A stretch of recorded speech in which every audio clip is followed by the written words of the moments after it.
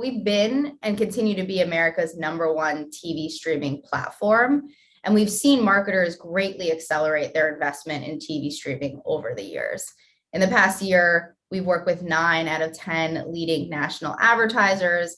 And we look at this year, we're really excited to capitalize on all the growth we saw last year, where we saw our upfronts grow 2x year over year. We closed all 7 major holding company deals earlier than we ever had before.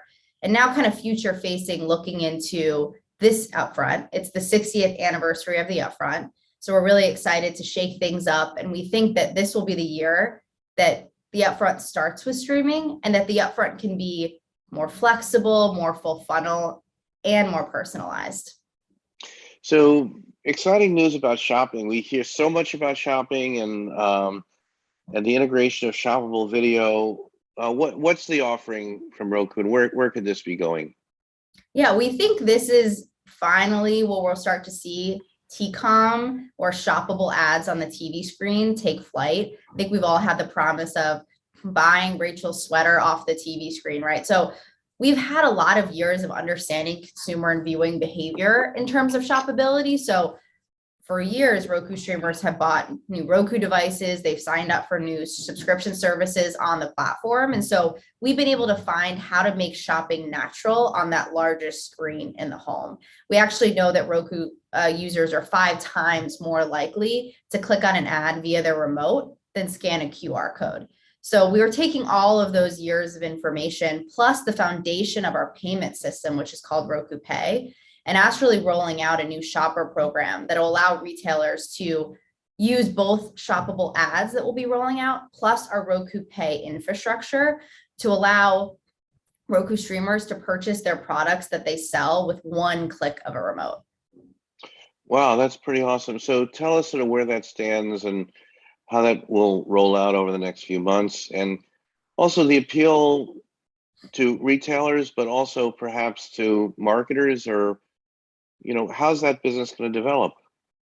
Yeah, so we're partnering with a few retailers that you'll see more of this summer and actually see it come to life on the platform. It'll be rolled out across the entire platform and exclusively in OneView, our platform built for brands. And so what you'll see there is that ease of shoppability, right? Roku Pay will allow a consumer to just shop and purchase a product without having to enter their credit card or shipping information. It'll all be pre-populated. And so they can see a product, enter a product page, explore images, details, and more, click their remote with all of their information already stored, get an email from that retailer with information confirmation for their purchase, and go right back to streaming. So it'll really be that easy. And so we're aiming to make it a frictionless, seamless experience for that consumer that will obviously benefit the retailer and the marketer as well.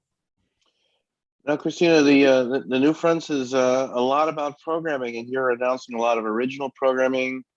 Tell us about what you hope the original programming, sort of how that's going. Of course, you guys bought Quibi. You've been in this for some time. Tell us a little bit about what you hope the new slate means and what it means to advertisers. Yeah, so a year ago when we were having these conversations, we had just rolled out Roku Originals, as you mentioned, and now sitting here today, we've released and announced 75 plus bold, fresh titles, and they've coming from some of the biggest names in Hollywood. And the best part about it, and what we're really delivering on our vision, is that we're able to bring that premium content to everyone, right? All for free in the Roku channel. And the Roku channel now sees about 80 million streamers per month. So really getting, to mass scale on the platform, which is really exciting. It's one of the fastest growing channels on the platform. So the originals, we think, have really allowed for it to just accelerate even faster.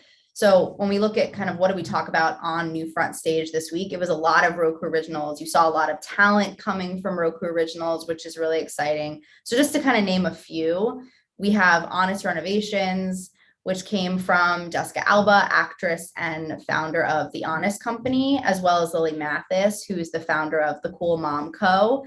We also rolled out a lot of fun dating shows coming from Reese Witherspoon's Hello Sunshine production company, one of which is To Paris for Love, which is a reality rom-com, which We would say there's no one better to bring you a new, fresh take on rom-coms than Reese Witherspoon herself.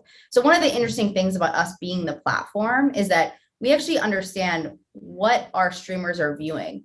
What are they searching for? So we understand the full scope of their viewing patterns across the entire platform. And so it's really helped inform what content categories we want to lean into and what new shows or movies we want to greenlight into the channel. And so those are a few examples of shows, but we also are getting really big into feature films. So we had Zoe's Extraordinary Christmas debut in the holiday season.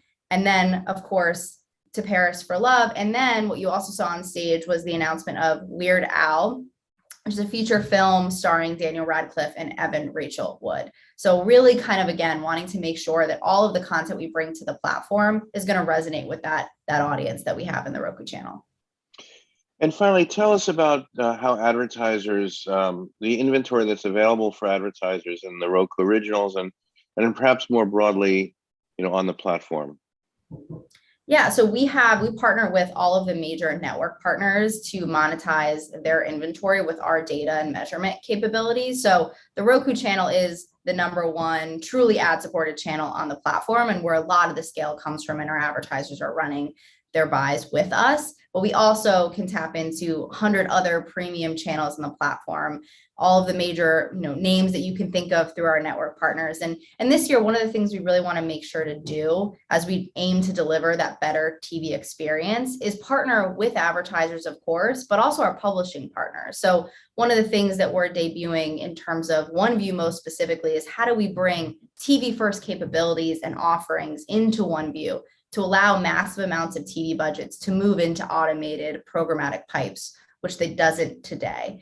And so we're releasing things like dynamic linear ads with publishing partners and networks like Paramount and Discovery and Crown and AMC, and then things like DAR guarantees in OneView for the first time, the only platform bringing that to brands in an automated fashion, partnering with publishers like A&E. So really expanding not just the types of inventory you can buy on Roku's platform, but dynamic linear ads, for example, will actually allow that addressability and measurability to also be available in linear traditional ad inventory through those publishers like Paramount and Discovery. So really giving our brands and agency partners the most reach on both TV streaming as well as linear television.